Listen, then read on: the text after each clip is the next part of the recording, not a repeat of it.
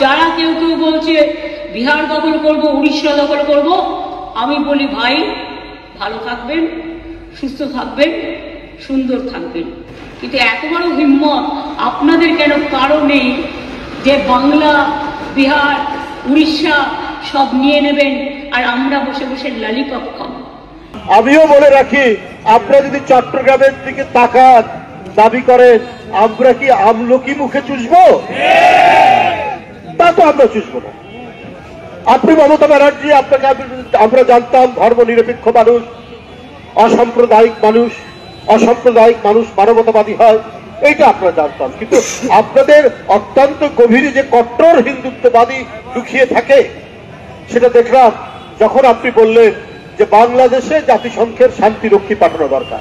আমরা যথেষ্ট সচেতন নাগরিক এবং আমরা যথেষ্ট সক্রিয়, কিন্তু আমরা ধৈর্যের পরীক্ষা দিই।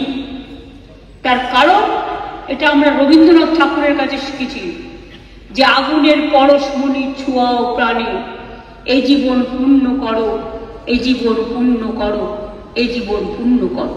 তাই আমি মনে করি ভারতবর্ষের অখণ্ড আমাদের সকলের অখণ্ড এবং আমরা সবাইকে রক্ষা করব। নোংরা অপপ্রচার এটা পৃথিবীতে আর কেউ করেনি। তাদের একজন নেতা আবার এক পর্যায়ে বলেছে এবার চট্টগ্রাম আমরা দাবি করব। আরে আপনাদের উদ্দেশ্য তো ভয়ঙ্কর খারাপ। একটি স্বাধীন সার্বভৌমত্ব দেশের উপর একটি অংশ আপনারা সেটা দাবি করবেন। আপনারা প্রথমে এই কথা বলেছেন, আপনাদের দায়িত্বশীল একজন নেতা বলেছেন। আমি বলেছিলাম যে আপনারা যদি দাবি করেন তাহলে আমাদের নবাবের যে অংশ বাংলা, বিহার, উড়িষ্যা সেটাও আমরা দাবি করব। এবং এইটাতে পশ্চিম বাংলার মুখ্যমন্ত্রী অত্যন্ত নাকি গোস্বা হয়েছেন, কষ্ট পেয়েছেন।